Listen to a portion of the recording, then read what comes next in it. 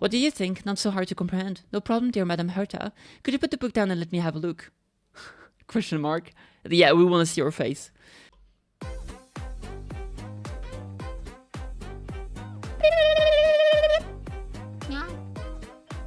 Subscribe, please! Alright, hi there everyone. We've had a few posts here on the Hoyo Lab and Twitter and the social medias in general for Hoyoverse, and this is regarding Star Rail. We are getting a update to the simulated universe called the Unknowable Domain. Obviously here we have the real Herta, which is very exciting to me, very big Lisa vibes.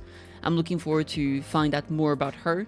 It's very interesting to me that one of the biggest scientists in the Star Rail universe, seems to be very magic themes, because it makes me wonder. I'm just questioning a few things and potential connections and stuff like that, especially because she has this icon on her book, is very reminiscent of a few Abyss symbols in Genshin Impact. Anyway, moving on from that, we have a big update here, and I want to kind of read through it because I'm very curious about all of this and the new systems in here. So let's have a look. Herta and the others have added another extrapolation branch to the expansion module in the form of an unknowable domain. Scholar, geniuses, and Robert II's legacy will draw all into a maelstrom. Banana? Banana? Banana? Alright, let's have a look, sis. It will be permanently available, so it's another one of those, golden gears and those kind of things, right? So you need to clear at least the Simulated Universe World 5, which is, the first levels that you get early on. In terms of gameplay reward, we get a bunch of stuff. We are getting 3,500 primos, essentially, right? 4 permanent tickets, and a few other things that's going to be useful. What I'm very curious about is this key here. What does the key do? It might just be one of those like, oh, you did the thing, here the key, and then you have it in your inventory as a reminder that you did the thing. It might not do anything, but I'm very curious because, it's a key, and here we have a portrait with the keyhole, so, maybe that'll be useful later, who knows. Moving on, you there, testing, all in. I guess I should give you a brief introduction. This research revolves around the Unknowable Domain and the Scepter system. Ooh. Remember the story of the Emperor's War? Robert II created a vast network of inorganic bionic neuron clusters, the Scepter system. The Scepter are scattered across various segmenta of the Empire, faithfully executing orders of observation, extrapolation, and intervention. After Robert II's demise, the entire Scepter system, the Emperor's legacy, was inherited by the Intelligentsia Guild. There's a rumor among the schools. Using the computational power of the Scepter, they could create their very own perfect scholar. A genius belonging to the Intelligentsia Guild with endless life, a knowledge base, and research tools. To achieve this goal, and for their own interest, the scholar's strife began. Interesting. So I believe that here, when talking about Robert II, this is the whole thing about the war with the it's like the robot war. I don't remember, the Intelligent war, maybe? Something like that. You know what I mean. Alright, so here we see Herta again, and we can actually see her face with a little bit more detail, because here it's really hidden. And I say a bit more detailed, she has no facial features, right? But we can see her hat, it's very big, hair's looking good. I love her little, I don't know what to call this even, like is that a choker, technically speaking? I don't know. And here we have little Herta, the puppet. In short, simulating the Scepter system, uncovering the truth behind the Scholar's strife, exploring the Unknowable Domain. That's a goal for Skrull and me this time. Got it, last time I fought Rupert, and this time it's the Intelligentsia Guild. Well, looks like he got it. To facilitate the research, I'll briefly explain how things work here. Is it like teaching me 1 + 1 = 2 right before jumping straight to advanced calculus? Exactly, you catch on quick. Fair enough. That is how it works with her. Unlike the regular simulated universe, where blessings are used to gain enhancement, in the simulated universe Unknowable Domain, the Trailblazer will use scepters to gain buffs and engage in battles. Scepters can be activated in battle by meeting certain conditions, unleashing powerful attacks effect on enemy targets. For easier understanding, I'll use simplified hypothetical scepters to explain. So here we have an hypothetical scepter, number 1.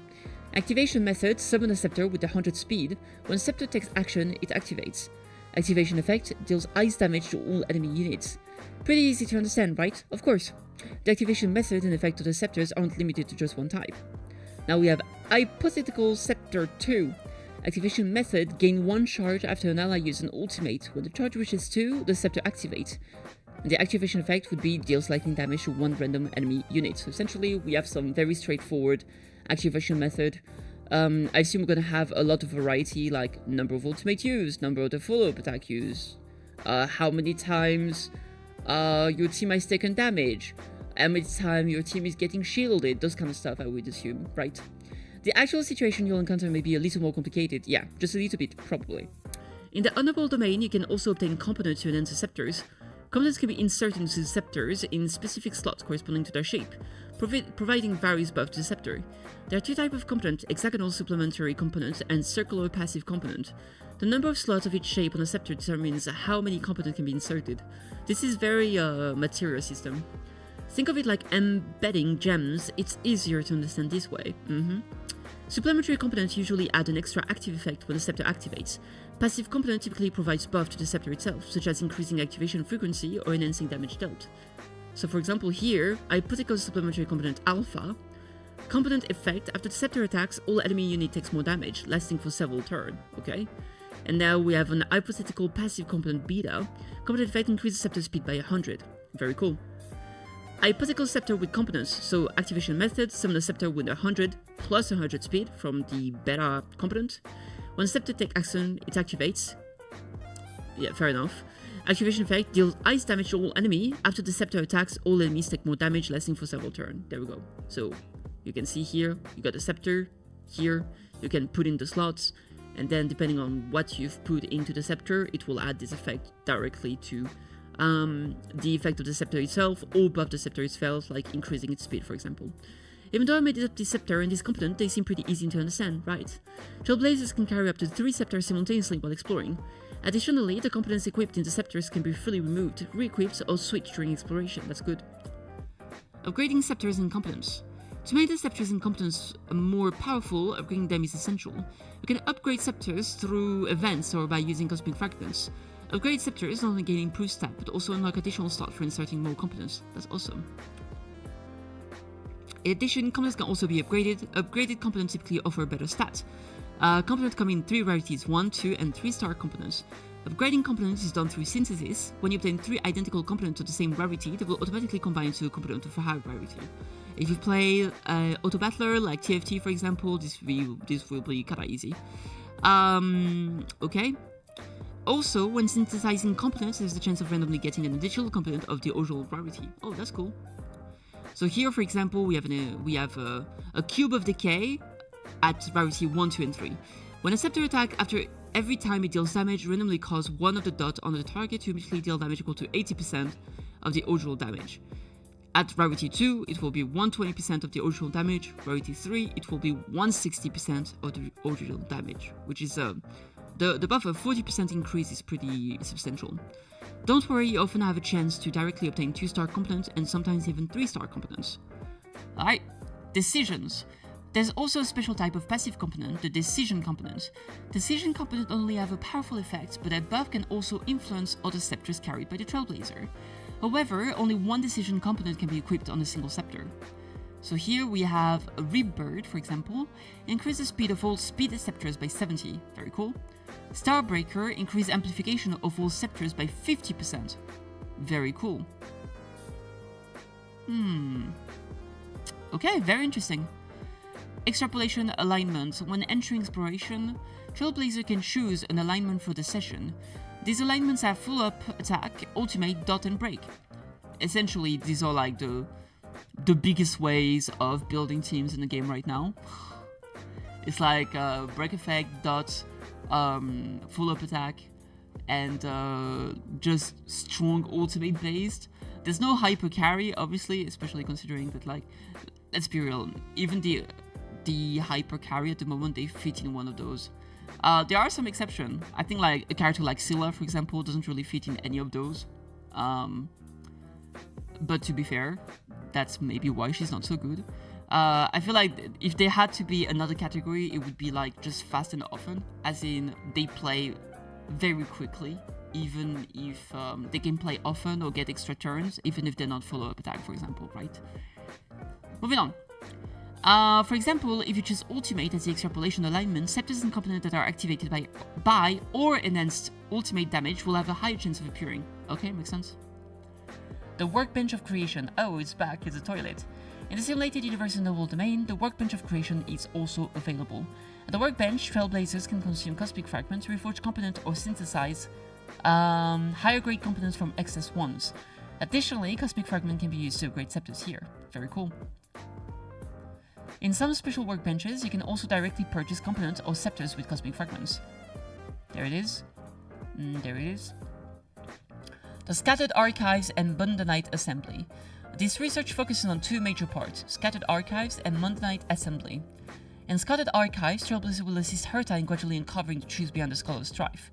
Scattered Archive consists of 5 stages.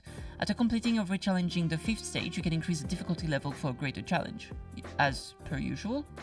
In Mundanite Assembly, Trailblazer will uncover secret histories about more figures from the guild. Additionally, depending on the stage, Trailblazer may acquire initial cures, scepters, or component at the start of exploration. The Cognitive Boundary. Of course, this time there is also a skill tree. It looks more like a spine rather than a tree. By exploring the Unknowable Domain and gaining conjectures, you can activate nodes in the Cognitive Boundary, unlocking more buffs or node components. Okay. Lineup and Mapping. Scrollum developed an interesting system in Divergent Universe, which I've brought over. In the simulated universe, Unknowable Domain, Trailblazer can still freely swap lineup members during exploration. Additionally, the arithmetic mapping system will also be active in Unknowable Domain.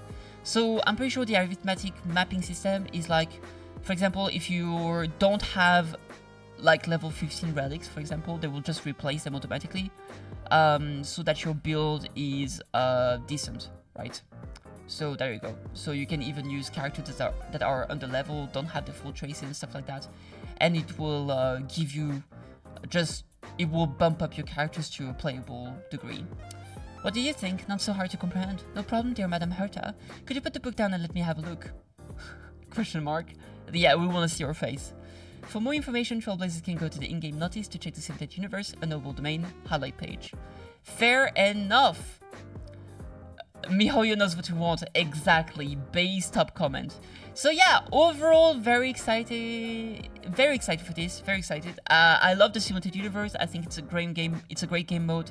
I love that we're getting so many updates and expansions to it. I think it's an awesome way to go about it. It's an awesome way to keep the game feeling fresh, and this specific game mode feeling very, very fresh. And it's there's often like a lot of lore, so for me it's like both cool gameplay and cool lore, so I'm very happy every single time. Anyway, that's gonna be it for me. Let me know what you guys think. Personally, very hype. I'm looking forward to jumping into this. And yeah, like, subscribe, all the good, and see you next time. Cheers.